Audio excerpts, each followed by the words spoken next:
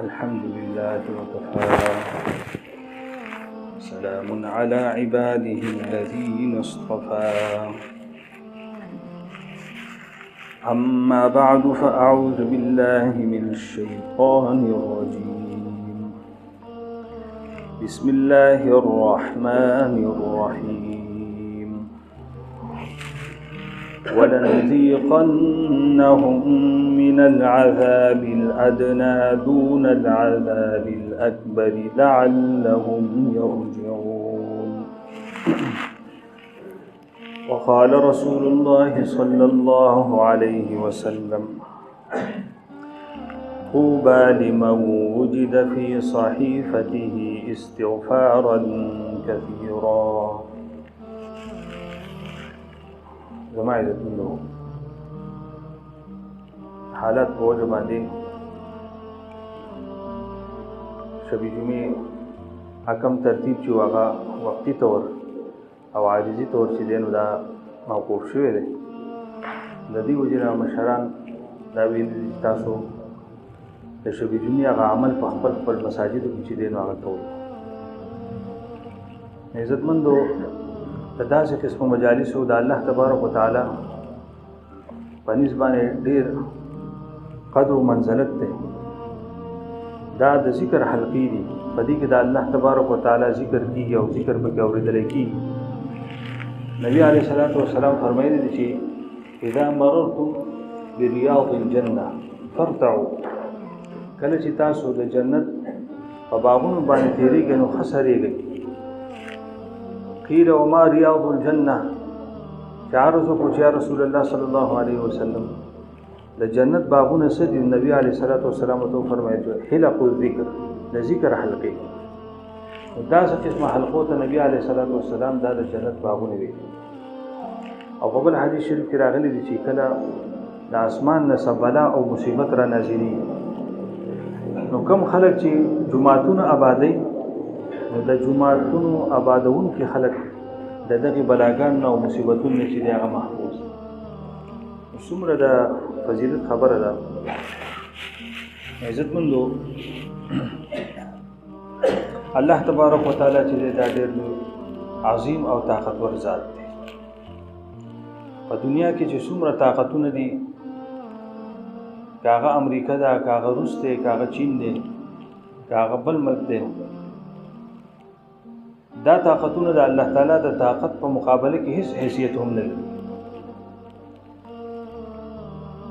الله تبارک وتعالی دومره لوی قدرت او طاقت دی چې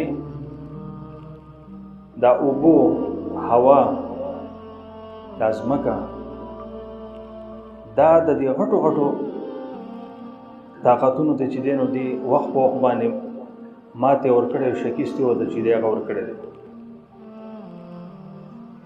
باوجود د دې چې لکه امریکا څومره لوی طاقت دی، روس څومره لوی طاقت دی، لیکن دې طاقتونو د الله تعالی د دې یو طاقت مقابله نه کړي.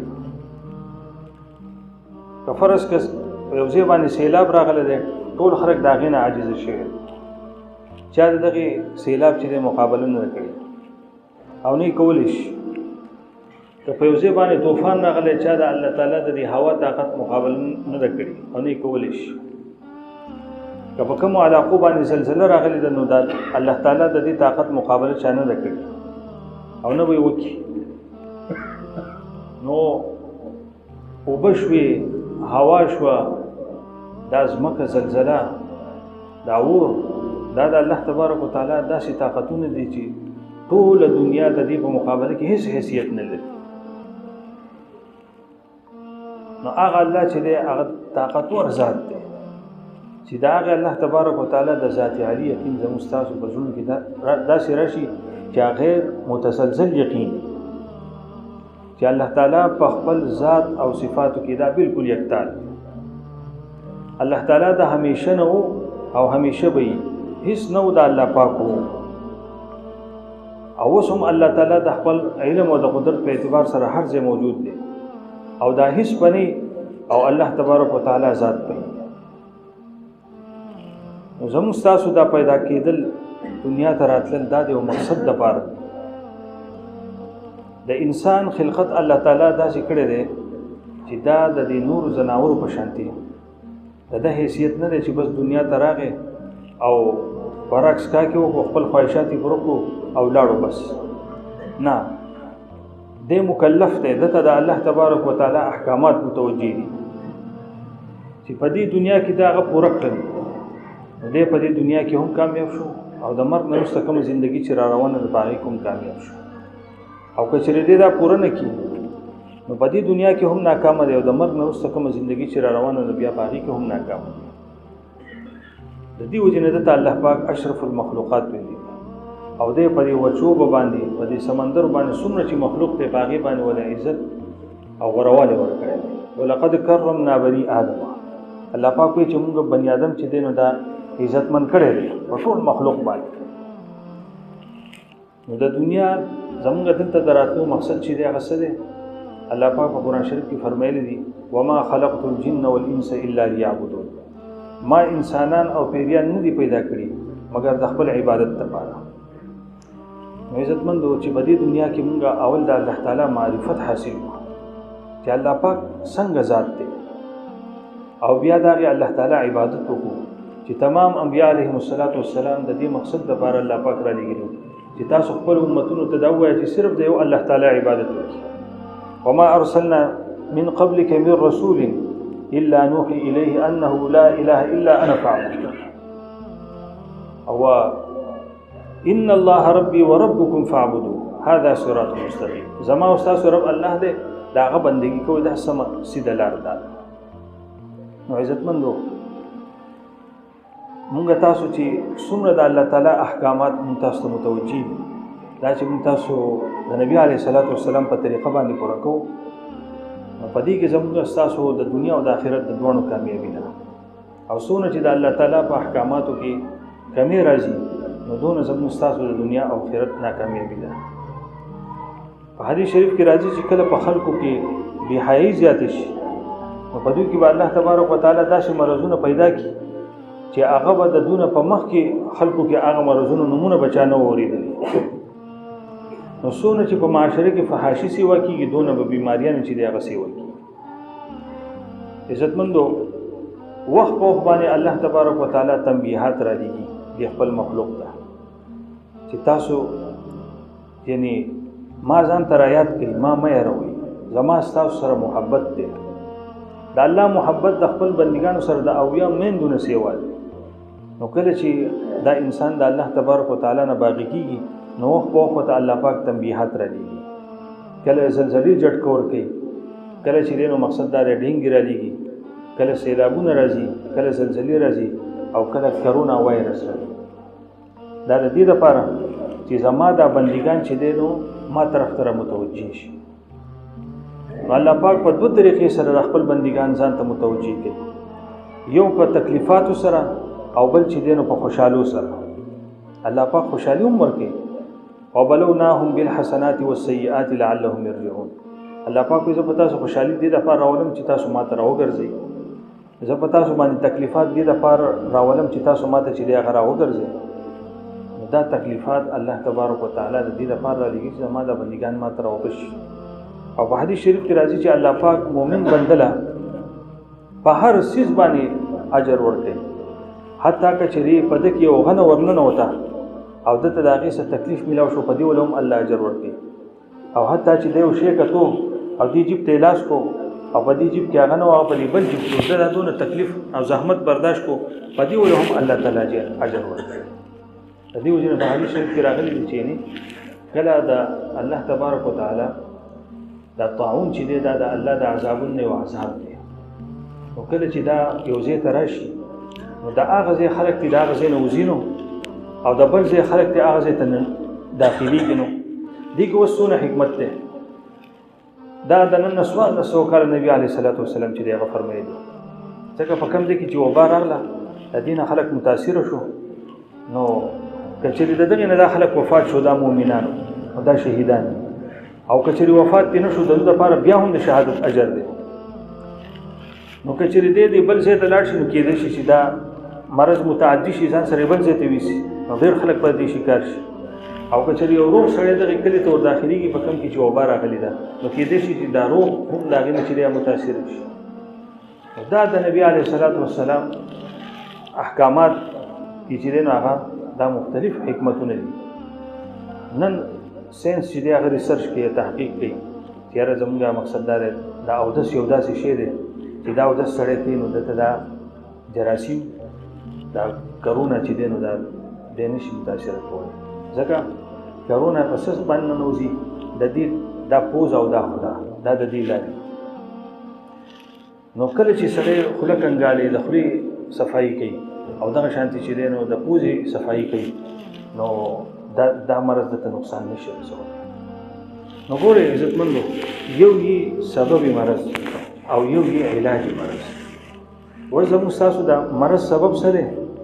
د الله تبارک وتعالی نارستیا، د الله تبارک وتعالی نافرمانی. او اوس علاج مرض څه دی؟ علاج مرض الله تبارک وتعالی ته انابت او توبه وستل.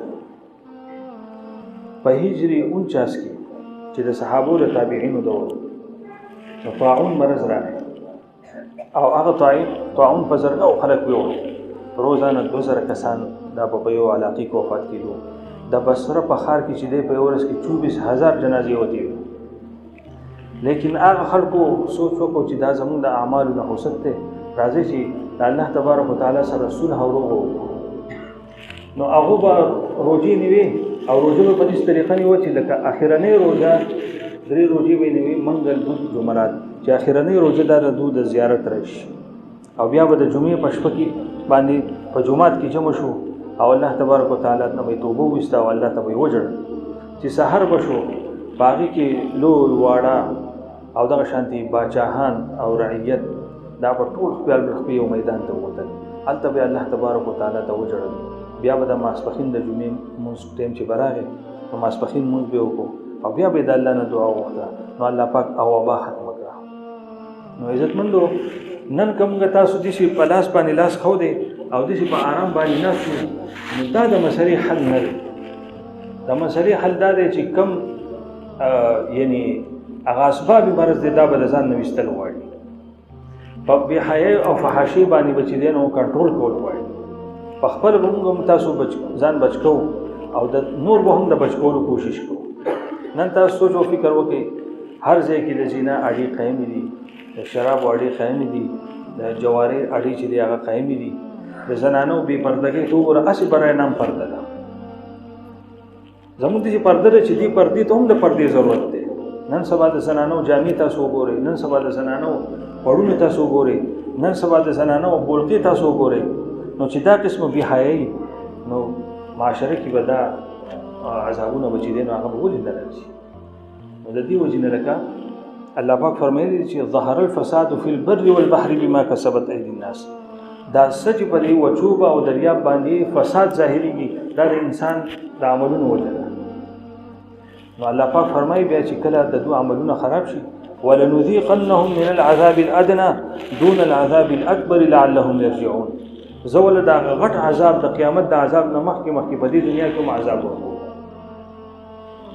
د دې وجې نه لکه نوح علیه السلام خپل قوم ته وفرمایل فقلت استغفروا ربکم انه کان غفارا. تاسو استغفار وکړئ الله ته توبه وباسئ هغه بخښونکی مهربانه دی. او یرسل السماء علیکم مدرارا په تاسو په شبو بارانونه بیا وکړي ويمددكم باموال وبنين په مالونو کې به برکت واچي په اولاد کې به برکت واچي ويجعل لكم جنات ويجعل لكم انهارا او په آخرت کې به باغونه بیا درکې نهرونه به چې هغه درکې. د دې وجه نبی عليه الصلاه والسلام فرمایل طوبى لمن وجد في صحيفته استغفارا كثيرا. خوشالي د هغه کس لپاره چې دغه په عملنامه کې دا استغفار چې زیات راوخي زیات پکې ومنل شي باندې کې استغفار ډیر زیات. نو عزتمندو د الله تبارک وتعالى په حضور کې با او په دربار کې به توبه وستل غواړي، استغفار به کول غواړي د خپل ځان لپاره هم او د خپل ټول امت لپاره هم. نو الله تبارک وتعالى دا عذابونه چې دی هغه اوچتوي. نو دنیا ته چې کومې فیصلې راغلي دي او راځي دا د انسانو د اعمالو په اعتبار سره راځي. هر سحر او مازیګر دا ملائکو دا ډیوټي بدلیږي. مازیګر چې کوم ملائک راشي د سحر پورې د انسان اعمال لیکي.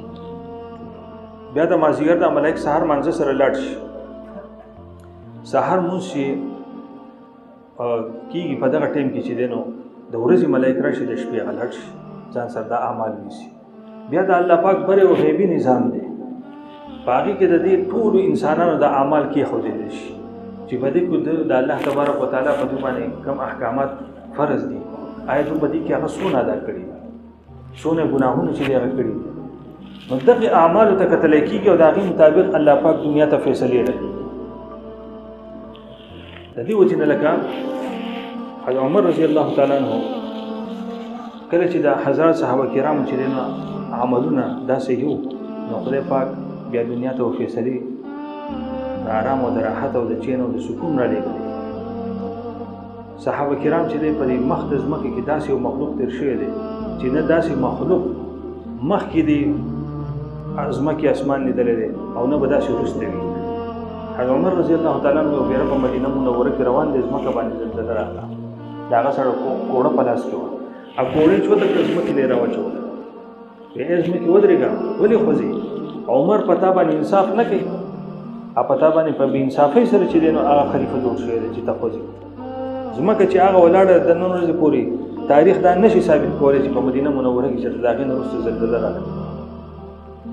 د دغې حضرت عمر رضی الله تعالی عنه په زمانه کې د مصر گورنر سعد بن ابي وقاص رضی الله تعالی عنه چې هلته گورنر شو نو ویلو دي چې اوس دریای نیل چې دی نو دا وچ شوی دی او د هغه خلکو دا رواج و چې دریای نیل به وچ شو یو ښکلې جنۍ چې دی نو د کاغذ نه سنبال کړي دا به یې راونیوه او دریای نیل ته به یې واچوله دا د هغوی یو یقین او عقیده چې دی هغه جوړه شوې وه په هغې کې به چې دی نو اوبه راتلې هغه چې دا رسم ولید حضرت عمر رضی الله عنه دا خط ولیکه ویجي دلته دا یو رسم دی هغه ورته دا غاړې په جواب کې ولیکل چې بسم الله الرحمن الرحیم من عمر الى نیل او بیا لاندې ورته ولیکل چې دا که چېرې ته د الله تبارک وتعالی په حکم باندې چلېږي خو وچلېږه او که چېرې ته د الله تبارک وتعالی په حکم باندې نه چلېږي او په دې طریقه باندې چلېږي چې تا ته سنبال کړي نه وي به خلک درنه چې ته به چلېږي نو زموږ تا ته هېڅ ضرورت نشته.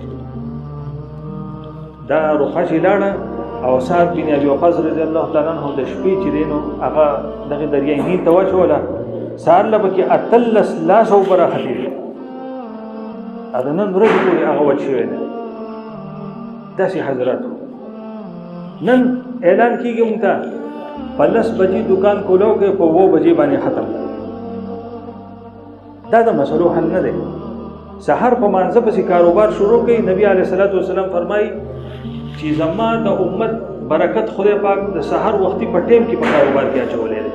څونه چې یو کاروبار وختي شروع کېږي په هغې کې به برکت وي. عزتمندو دا ځمکه د چا ده؟ اسمان د چا دی؟ هوا، اوبو، دا شپه او ورځ د الله په ځمکه اوسېږو که نه؟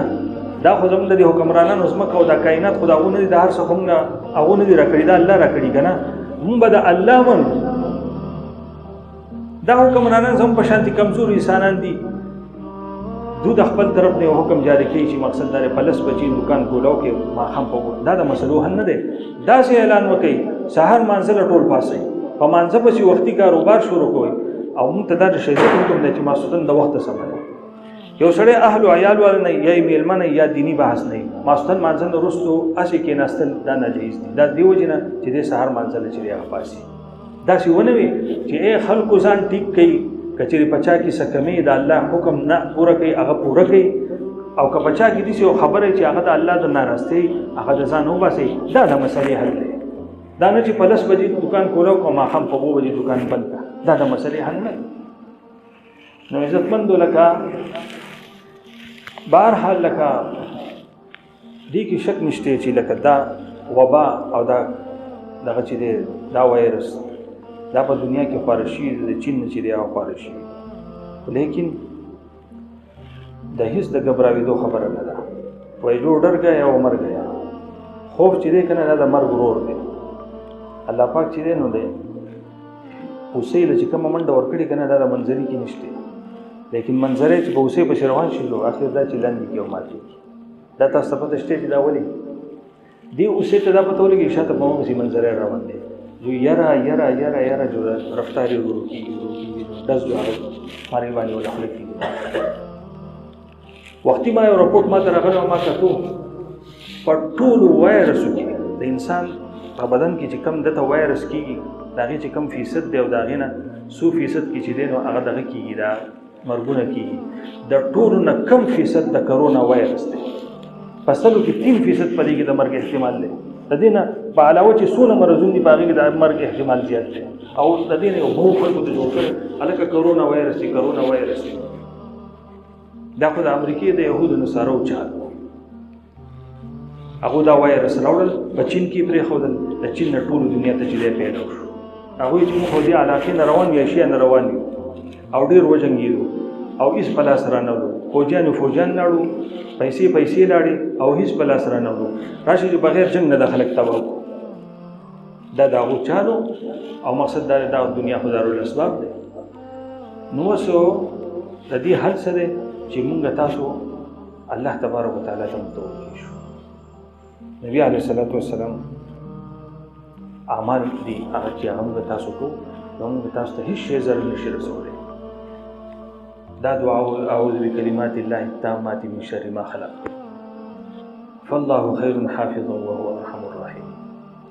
آیت الکرسی کور نه راوځو د کور دعا بسم الله توکلت علی الله لا حول ولا قوة بسم الله الذي لا يضر مع اسمه شيء في الارض ولا في السماء وهو السميع العليم.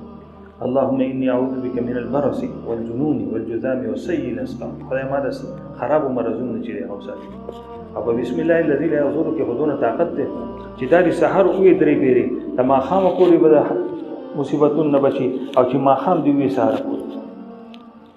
خالد بن ولید مشهور واقعه ده کافر وته دا کړه ده او په زهر کې میکه کړی دا په دې باندې ولګ هغه دا زهر تابو کې تور کړی دا زهر او بسم الله الذي لا يضر مع اسمه شيء في الارض ولا في السماء.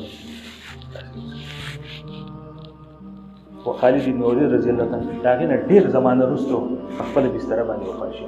دا ایمان او یقین په دې به پوخ ایمان او یقین ساتو چې دا دعا سو کوي امر دلته یو چټ لګیدل دا خلک په خپل نوم ډیر کوي پلان کې مفتی او پلان کې مولانا مړه تک دا مولانا نه دی ویلي دا مفتی نه دی ویلي دا زموږ پیغمبر صلی الله علیه وسلم ویلي چې څوک څه په مصیبت کې وي نه نو هغه ته چې تاسو دا وایي چې الحمد لله الذي عافاني مما ابتلاك به وفضلني على كثير ممن خلق تفضيلا. فتابني بدغه مرض نه راځي خو یقین ولا شرط پلان کې مولانا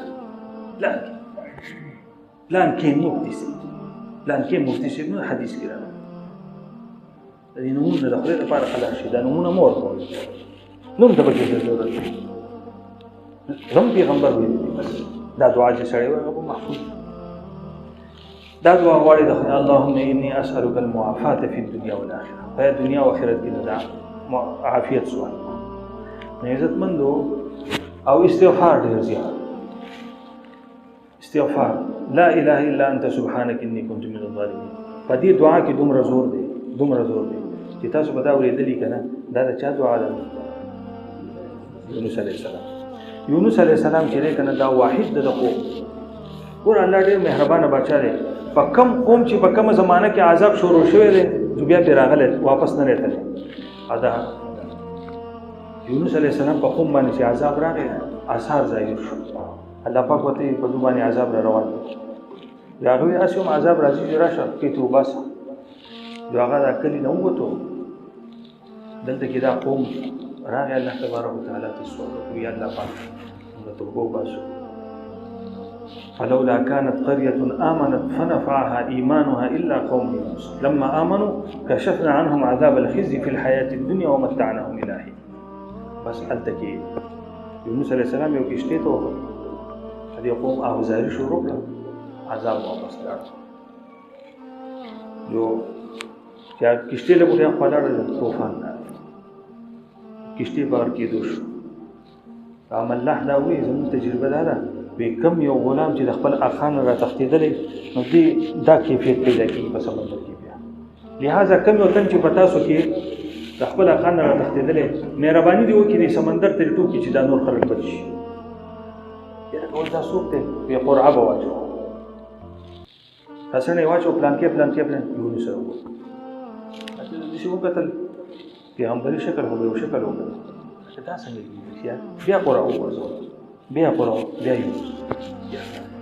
دا لوی بزرګ سړی ښکلې شکل یې دی او ښکلې ږیرې ده او ښکلې جامې دي. درېیمه پېره بیا یونس سره وکړو. مجبوراً هغو دغه ته سمندر ته اتاو. چې په سمندر ته الله پاک اتاو خو په دې کې قرآن دا وایي فالتقمه الحوت وهو مليم. مهی تیر او د ملامت تیر شوی الله پاک. یونس علیه السلام سلبي خرج د دې مهی په خېټه کې بلې سمندر کې ګرځېدلی او الله تبارک وتعالی وته فلولا انه كان من المسبحين للبث في بطنه الى يوم يبعثون. کچری دا الله دا تسبیح نه ویلې لا اله الا انت سبحانك اني كنت من الظالمين. نو تر قیامت پورې قرآن دا وایي چې دې مهی په خېټه کې وو نو چې هغه دا وظیفه کو لا اله الا انت سبحانك اني كنت من الظالمين. جو الله پاک مهی د حکم وکړو وی توی کا هغه د سمندر غاړې ته مهی راغلی او بیا پسې راوختو کدو ونه پرې راوخته ځکه وجود یې خوړین شی و ځکه دننه د معدې خو یو هیټ دی ګرمي ده هغې کې خو کاڼي ویلې کېږي په ده باندې دا کدو د غړانګې کدو د دې وجې نبي علیه الصلاة والسلام به کان رسول الله صلی الله علیه وسلم یحب الدبا کدو خوښوي چې زما په رول یې سوری کړی. نو عزتمندو د تکالیفو نه د وتو علاج څه دی؟ لا اله الا انت سبحانك اني كنت من الظالمين. دین علاوه هېڅ شی نشته. عزتمندو مونځونه دي شروع پابندۍ سره او د ټول مخلوق د دې اواز او چغو وباسو چې لکه اخر کله به راګرځي که نه راوګرځي که مسلمانان خو راوګرځي. پکار ده چې کافر هم خدای وپېژني اوس چې یاره دا د اسلام تعلیماتو موږ د هغې نه خلاف چلېدل الله راته وښوه لیکن موږ مسلمانان دا ولې دا نیمچه مسلمانان دي اخر موږ د دې دنیا په دې زندګۍ باندې ولې مطمئن کېږو اخوا ژوند نشته دا خواهشات له قربان دا 50 اویا کاله د قید وبند ژوند دی بیا به مزې جنتونو کې به قسمه قسمه نعمتونه به بیا نه هلته مونځونه شته نه روژې شته نه حج شته نه زکات شته او یا هورې به معمولي جنتي ته چې دی هغه میلاوي شراب به وي کبین به وي او پی به وي صفا اوبه به وي میوزیک به وي عیش عشرت به وي هر څه به بیا خو د دې دنیا د زندګي د الله تعالی د حکم او د نبي علیه الصلاة والسلام د طریقې مطابق په پابندۍ سره تېرول غواړي. عزتمندو تاسو په دې وخت کې خپل سوچ وکړئ په خدای مې قسمي په ډېرو کمو کورونو کې به خلک د سهار نارینه او زنانه لمونځ کوي که تپوس دې وکړي یاره چې دا څلور کور دا یو اثر یې کوي نو قضا خو لا پرېږدو داسې بزرګان زه په دې وطکي کې پېژنم چې د هغو تقریبا 80 کاله عمر دی هغه په پابندۍ سره مونږ نه کوي د الله عذابونه خو نه خو تاسو وي الله پاک وایي زما خورئ او زما څکئ او زما نه ستاسو حیثیت څه دی مړه ځئ ورک شئ دې خانه کعبې ته یې هم نه پرېږدم په دې جوماتونو هم بندو په دې مدرسو هم بندو ما ته ستاسو څه ضرورت دی الله تبارک وتعالی زورنه راکړي زورنه نو خپل رب به مناوو هغه زموږ سره احسانات کړي دي د هغې احساناتو تقاضا ده هغه انسان نه دی چې هغه د بل احسان یې کړي نو موږ به د الله ولې احسان په ځان باندې یارو هغه الله زموږ سره سود او مینه کړې ده موږ تاسو له وجودونه راکړي اولاد او مال یې راکړی دی عمر یې راکړی ځواني یې راکړې ده صحت یې راکړی دی هغه الله ته توبه وباسو بلهریږو به هر څوک نه که ځانه بهر بې حیایي ده هغې ته به بد ګورو د هغې د بندولو چې دی هغه به کوشش کوو حتی الوسه په خپله به یې نه کوو دا تاسو وګورئ زم په دې وخت کې چې الله سلیم پدا سلیم په دې کې دا خزي تر کړ ورته عجیب دا اسلام دا شی من حدی طرف ته وګورئ دلته ستاسو هرمنډي جوړه ده انارکلي جوړه ده څوک شته چې لاړ شي چې منی ازې چې ولا چا په کرے ورکړي پیسې حرام ده ګناګار څوک چې دا ګناګار څوک چې په خوشاله دي هغه ګناګار څوک چې په بدوي هم ګناګار یو قوم الله تبارک وتعالى د دې بدفعلې په ځباني هلاک کړي لوط علیہ السلام قوم دا غي په الګ د الګ سره واده کو جنس پرستی چوته نو لوط علیہ السلام زمانه دعوت ورکو دا زما درونه د قوم دالونه چې سر نکاونه کوي کنه د الله سره لپاره پیدا کړی دا هغه کارونه کوي چې تاسو نارینه د نارینه سره ملاوي او چې و نشوه او ملائک راغله اول ابراهيم عليه السلام خاطر لاړو اته زیره ورکو زوی به الله درکې نو سیب هم الله درکې سینه خورو هغه ویل هغه زمانه کې دا دستور چې ملمت به سکی خو سبونه خو ودا می دشمن هغه غبراوي کوم موږ د الله ملائکو او د لوط علیه السلام په قوم باندې عذاب د پر الله را لګي عزتمند سحر د 4 بانګ ټیمونو ته تهجد او دا د غفلت په خوب باندې دا ودو د لوط علیه السلام دا قوم او دا شپږ یا و بستیانی وي او جبرئیل علیه السلام ته وی لاړ خپل کار وسره وکړه جبرئیل علیه السلام چې راغی خپل وزر د بیلچې په شان طریقې نه داسې لاندې او قرآن دا وایي چې فجعلنا عالیها سافلها دا بره طرف الله وایي موږ اعلان دی کو د اسمانه پورې ویوړو او ځمکې لري راوچو او امطرنا عليها حجاره من سجيل منضود مسومه عند ربك وما هي من الظالمين ببعيد الله پاسه نه د ګټو باران وشو دا خدای الله تبارک وتعالى لا احسان دی چې موږ د ګټو باران نه لګي نو عزتمندو الله پاک خپل دین را کړی دی خپل دین اسلام سره محبت کو د خپل دین اسلام نه بیریږو په دې باندې موږ عمل کو په دې باندې بچ کیږو په دې باندې الله تبارک وتعالى موږ په دنیا او آخرت کې چې هغه کامیابی راکړي نو ساس په خدمت کې مې دا غواړم چې بس توبه موږ په خپل مباسو په خپل کورونو کې به هم وایو خپل احتیاط په هم کو نور لیکن د مرګ نه به یریږو نو مؤمن د مرګ نه یریږي بالکل به زموږ چې مرګ اذا جاء اجلهم لا يستأخرون ساعة ونصف د یو ټیم مقرر دی یو سبب مقرر دی چې ټیم پوره شو هغه سبب بوله جوړ شي موږ به د دنیا نه ځو دې نه به یریږو نو لیکن خپل احتیاطي تدابیر به هم کوو وایي لاسونه هر ټیم کېږدئ صفائی خیال ساتي زموږ په دین اسلام کې چې کوم صفائی ده دا په یو دین کې نشته او والتین والزیتون الله وی زما دي قسم می په انځرو باندې او زما دي قسم می په زیتون باندې چې الله به قسم پړل ده په صفائی دی وګورئ زیتون استعمال پوزه کې لګوي ولکه اچوي ولې به کې پاکوي نو نه سره کوي انځر کوي په دې دوه شیزونه الله تبارک وتعالى قسم پړل دی په دې کې په زیتون په تیلو کې نبی علیه السلام فرمایي وای او یا فیدی وای دا لګوي هم د دې مالش هم کوي ادا خوري هم دا طب نبوي اصول باندې با چلیږو خپل احتیاط په هم کو لیکن اصل کې وجه ولا هغه سره اندرونی چې په موږ کې د کوم احکاماتو کې مې د ځان نو باسو د بهای کم سوچ هغه د ځان نه ختم کو او په دې معاشره کې دا تبلیغیان صاحبان دا د دې لپاره خلکو ته आवाज کوي چې دا الله بندگان ورشي لکه دا الله د جمعتون نو ورکي سیروزه ولګوي چې دا منځونه وسې شي چې دا ورکي سلور میاشتې ورکي چې ایمانونه زموږ مضبوط شي د بدن عملونه برابر شي عزتمندو ما تاسو عرض کوم چې حضرت عمر رضی الله تعالی عنہ دغه سمندر ته دغه خطي وتولګو توبو مسله حل شو په مدینه منوره کې د زلزلې مسله حل شو یو ورځ ولاړ دی د جمعې ورځ ده خطبه ورکوي خلکو ته او الله پاک دا ټول منځ کې دا حیرونه چې دی دا لرې کړل یو لښکر یې لېږلو او د هغې لښکر امیر چې دی نو هغه ساریه رضی الله تعالی عنه او الله ورته وښود چې دی کوم طرف ته ولاړ دی نو دشمن په دغه طرف نه راځي او شکیف ته ورکوي او دغه فایده پدې کې ده چې دی غره طرف ته شي. عمر رضی الله تعالی عنہ په مدینه منوره کې ناست دی مسجد نبوي نظاره کوي او आवाज کوي یا ساریه الجبل، اے ساریه دی غره طرف ته شه.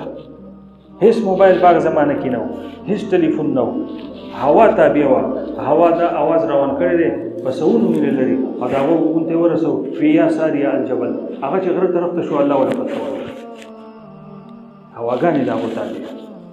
شیخ سعدي وایي یو واقعي لیکلي ده، وایي یو بزرګ خواله زه لاړم دی هغه ما تپوس وکړو چې د ځنګل طرف ته وتلی دی، کور نشته. هغه وایي زه ځنګل طرف ته ووتم چې ومې لیدو نو اوس هغه په منظري باندې له پاسه ناست دی او مار ورسره دی بلې لاس کې او د هغه مار نه یې کوړه جوړه کړې ده او دې منظري له راچي وایي ځه چې ما دې ولې زه ګبراو شوم چې هلکه دا خو په منظري له پاسه ناست دی او د مار نه یې چوکه جوړه کړې ده هغه پې چلی. ما ته وی چې تو هم از حکم داور گردن مپیچ که گردن نپیچد زی حکم تو هیچ. ته هم د الله تبارک وتعالی د حکم نه مخ مگر زوا، هیڅ مخلوق پستا د حکم نه مخ نه ته د الله تابعدار یم، د الله منم، الله راته دا منظرې او دا مار راته الله تابع کړی. عزتمندو هر څه دا کائنات په ته مسخر کړي الله پاک، خو چې موږ خو د هغه الله سره وایي خپل نه یې که خپل شي مدعي زه به دې یار کما او څنګه به دې پردي یاره دننه په دربار کم. هغه هم خپلی لیکن موږ یې نه خپلوو، د هغه وځئ خپل کار کوو، د هغه الله سره تعلق جوړ کړو، خپل ولي ورسره چې دی هغه قایم وکړو. بیا ته ګوره یو لښکر لېږلی نبي علیه السلام صحابو په زمانه کې د افریقي ځنګلې دي یا الله په هغې کې وحوش او طیور. ماښام ټیم شو شپه د اقوال ته راتله، اعلان یې وکړو موږ د نبي علیه السلام شاګردان یو ملګري وو او د الله د دین د خورولو لپاره نیت وکړی د دنیا د آخري کونې پورې د تللو. تاسو ګورئ د تیاره کېدو نه مخکې خپلو سوړو ته او خپل غارونو ته ورننوځئ. که بیا تاسو بهر وئ زموږ د لاس نه چاته تکلیف ورسېدو خفه کېږئ به نو. شادوګانو خپل بچي ځان سره په غۍ کې راغستي دي، منظرو خپل بچي ځان سره په خوله کې نیولي دي، څوک داسې روان دی څوک داسې روان دی، ټول لاړو، څوک په سورو او څوک په غرونو وننوتو. هغو ښه په ارام سره شپه وکړه، سهار له لاړ خپل سفر جاري وساتو. عزتمندو ایمان دا ایمان چې موږ تاسو پیدا کړو که نه بیا هېڅ نشته. نو عزتمندو دا حالت په موږ تاسو باندې الله پاک ځان ته د توجه کولو لپاره راوستی. دا وګوره دې مشران نه تاسو تپوس وکړئ، دې مشران زموږ د 80 او 80 کالو دا مشران وایي موږ داسې حالت چېرته په خپل ژوند کې مخکې نه ولیدلي، دا څه وخت راغی. نو په دې ژوند ته مطمئن کېږو. نو لږ وخت پاتې دی، خبر به شئ کوو وایي به چې ظهور د امام مهدي شوی دی، بیا وایي چې عیسی علیه السلام راکوز شوی دی، بیا د دنیا وخت دی لږ پاتې دی. عزتمندو ډېر وخت کم دی راسره، ستاسو سره وخت ډېر کم دی. نو خپل دین به هم کوو، دنیا به هم کوو، دا زموږ ضرورت دی. خو اصل مقصود به د الله دین ګرځوو، د الله عبادت به ګرځوو، دنیا به نه ګرځوو چې دې نه وروسته آخرت را روان دی، د آخرت ژوند را روان دی، د هغې دپاره به تیاری کوو. نو د دې وجې نه بس دغه سر لږې خبرې وي دا ما ستاسو په مخ کې چې دی نو هغه عرض کړي. الله دې پې او موږ له هم او تاسو له هم ټول لږ الله پاک د عمل کولو توفیق ورکړي. او دا یو بله وظیفه هم ده چې تقي عثماني صاحب دامت برکاتو هم هغه وایي چې ما ته زما یو ملګري ټلیفون وکړو او د هغه تعلق د تبلیغي جماعت سره هم دی او هغه ته د نبي علیه السلام خوب کې زیارت بار کېږي. نو هغه ما ته دا ویلي دي چې په دې حالاتو کې دي سورې فاتحه 3 پیري او سورې اخلاص 3 پیري او دا حسبنا الله ونعم الوکیل 313 پیري. خبره ما دا خبره وکړه نو ما ته یو ملګری وایي موږ دونه خفه شوم، یار وایي موږ خو ناپوهه یم پړیو کې دم ته په کار نه هلکه ما ته دا سورې فاتحه نه درځي، هلکه دا فاتحه څه ته وایي الحمدلله نه درځي. اقول سورې اخلاص ته کوم سورت نوم دی؟ قل هو الله احد. دا خو هر چا ته یاد دي. او حسبنا الله ونعم الوکیل. معمولی لنډه وظیفه ده دا 313 روپۍ دي. په دې باندې ځان په خپل هم دموي، په کور کې به خلک هم دموي، اوبه به هم دموي، هغه وبسئ. نو انشاءالله دا یو امتحان دی، دا به انشاءالله همیش نه لږې ورځې بس ګوره دا به ختم شي. خدا الله پاک د دې دپاره راوستی دی اے بھائی میں موجود ہوں، مجھ کو مانو، میری طاقت کو تسلیم کرو. تمہاری ستاسو زما د په مخ کې ستا زما په مقابله کې اے امریکې، اے چینا، اے روسا، اے کنډا او اے ملیشیا او انډونیشیا او مختلف ملکونو هیڅ حیثیت هم نشته. راولئ اوس که نه ساینس او ټکنالوژي شو زما د دې مرض مقابله وکړئ که نه. دا الله پاک مونږ ته ځان چې ما مه یاروئ، ګورئ زه موجود یم، ستاسو سره محبت کوم. یا ابن آدم انی لک محب، اے بنی آدم زه ستا سره محبت کوم، زما سره محبت وکړه. الله پاک وایي د دې وجې نه هغه مونږ کله پلار چې دی رضا قضا هم کوي، په اول پن او بیا پن، چې ډېر زیات تنګ شي ونه شي راکېږي به. نو الله پاک نعمتونه هم ډېر راکړي، نعمتونه یې ډېر دي او تکلیفات یې دي، او کله تکلیف زور ورکړي دا به همیش نه، دا لږې ورځې بس ګوره دا وبا به الله ختم کړي. لیکن وس په پکې هم الله یاد ساتو، او دا وبا چې ختم شنو بیا به هم الله یاد ساتو. او که راحت او که تکلیف او که هر قسمه حالت نو موږ به خپل الله نه یادو. دغه بس د دې حالاتو دا تاسو ته دغه پیغام دی او میسیج دی. مقصد الله ځان ته یادول، الله تعالی رضیدل، توبه ته کېدل، د الله پاک احکامات چې دی هغه پوره کول. انشاءالله په دې سلسله کې چې دی مطالبه شته مطالبه کوو.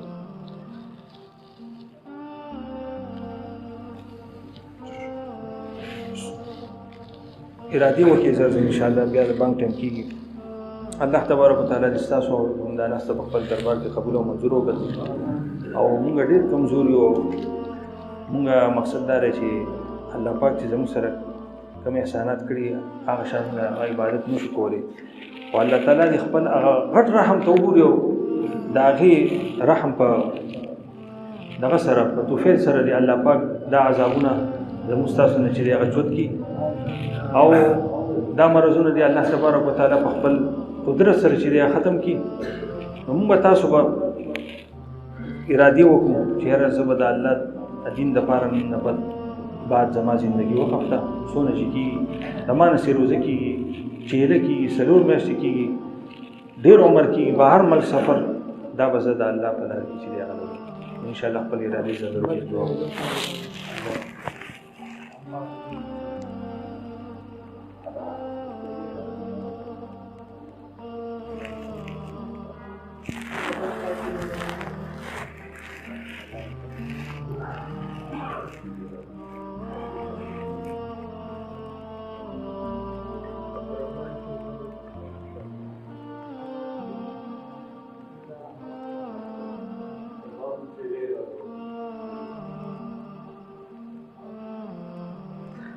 الله ټول قبول کړه، خدای ټول قبول کړي، خپل لار کې.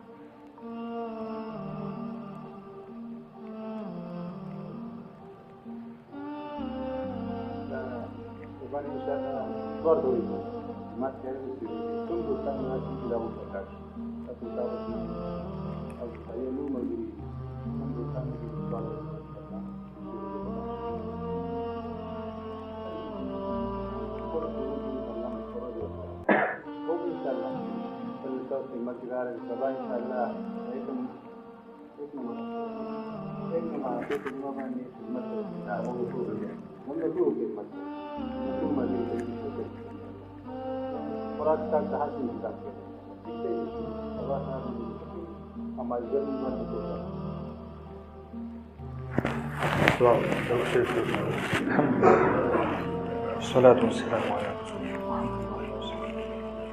ربنا ظلمنا أنفسنا وإن لم تغفر لنا وترحمنا لنكون من الخاسرين. لا إله إلا أنت سبحانك إني كنت من الظالمين. اللهم إنك عفو كريم تحب العفو فاعف عنا. اللهم اغفر لنا ولوالدينا ولمشايخنا وللمؤمنين والمؤمنات والمسلمين والمسلمات الأحياء منهم والأموات. اللهم اشف مرضانا ومرضى المسلمين. رب أني مسني الضر وأنت أرحم الراحمين. يا أهل يثرب لا مقام لكم فارجعوا. بسم الله الذي لا يضر مع اسمه شيء في الأرض ولا في السماء وهو السميع العليم. أعوذ بكلمات الله التامات من شر ما خلق. فالله خير حافظا وهو أرحم الراحمين. اللهم إني أسألك العفو والعافية في ديني ودنياي وأهلي مالي. بسم الله على ديني، بسم الله على نفسي وولدي وأهلي ومالي. اللهم إني أعوذ بك من زوال نعمتك وتحول عافيتك وفجاءة نقمتك وجميع سخطك. اللهم إنا نسألك علما نافعا ورزقا واسعا وشفاء من كل داء وشفاء من كل داء. یا الله پاک زموږ نن ورځ ګوره څومره ګناهونه شوي دي. یا الله زموږ ګناهونه موږ ته معاف کړي. یا الله د ټول امت ګناهونه معاف کړي. یا الله د نارینه ګناهونه معاف کړي، د زنانو ګناهونه معاف کړي. یا الله پاک موږ ته 100% په خپل دین باندې چلېدل اسان کړي، موږ ته توفیق راکړي. زموږ خدای پاک هر یو کار د نبي علیه الصلاة والسلام د طریقې مطابق کړي. خدای پاک موږ ته هدایت نصیب کړي، خپل ذات عالی باندې زموږ کامل یقین نصیب کړي. یا الله پاک د کوم ګناهونو په وجه باندې په موږ باندې د عذابونه راغلي دي، یا الله ګناهونه موږ ته معاف کړي. یا الله دا وبا په خپل قدرت سره، په خپل رحم سره، په خپل فضل سره خدای پاک ختمه کړي. یا الله زموږ د ملک نه ختم کړي. څومره اسلامي ملکونه چې دا ټول نه ختمه کړي، د غیر مسلمانو نه ختمه کړي. الله پاک یا الله ستا بندګان دي، الله ته په هغه خبر کړي. یا الله تعالی د خپل معرفت او په خپل ځان باندې د ایمان راوړلو خدای پاک هغه ته توفیق ورکړي. یا الله دا ټول کافرانو خدای پاک مسلمانان کړي، خپل ځان ته چې دی هغه راوګرځي. یا الله پاک زموږ جماعتونه خدای پاک آباد کړي. یا الله زموږ مراکز آباد کړي، حرمین شریفین خدای پاک آباد کړي. یا الله پاک ستا دومره ناراضه شوي چې الله موږ خپل در ته خدای پاک موږ نه پرېږدي. یا الله پاک موږ ستانه معافي غواړو. یا الله پاک موږ ته توبه وباسو خدای پاک. یا الله هغه ګناه چې هغه موږ ته معلوم دی او نه دی معلوم، که ظاهري دی او که باطني دی، که د لاس خونه شوی، سور دماغ کې راغلی، څومره کې شوی دی، انفرادي شوی، اجتماعي شوی دی، جاني شوی دی، مالي شوی دی، که هغه صغیره دی او که کبیره دی. یا الله موږ ته د ټولو ګناهونو معافي وکړي. یا الله د فتنې دور دی خدای پاکه. یا الله یو فتنه ختمېږي او بل راځي په ډېر نازک دور کې. یا الله زموږ د ایمانونو حفاظت وکړي. یا الله زموږ د ایمانونو حفاظت وکړي. یا الله زموږ ایمان ته خیر کړي خدای پاکه. یا الله د نن ورځې پورې څونه مسلمانان وفات شي د ټولو مغفرت نصیب کړي. یا الله پاکه موږ د خپل عالی دین د محنت لپاره قبول کړي. زموږ جان، زموږ مال، زموږ وخت خدای پاکه خپل دین باندې ولګوي. یا الله پاکه مدارس بیا جاری کړي خدای پاکه. یا الله پاکه مراکز بیا کولاو کې، حرمین شریفین ته مسلمانان خدای پاک بیا راوبلې خدای پاکه، عمرې خدای پاکه جاری کړي.